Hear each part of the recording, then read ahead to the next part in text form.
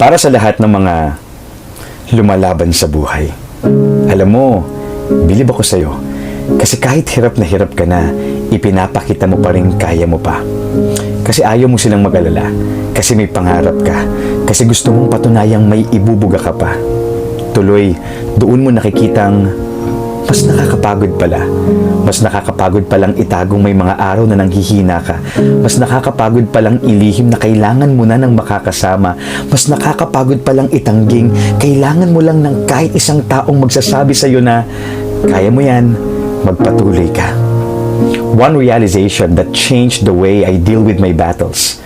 I don't fight alone. I fight in faith. I fight with my God. Why? Because in our weakness, He is our strength. In our doubt, He is our guide. And in our heartbreak, He is our breakthrough. Walang labang hindi na ipanalo ang Panginoon. Ipagkatiwala mo sa Kanya ang laban mo ngayon. God bless.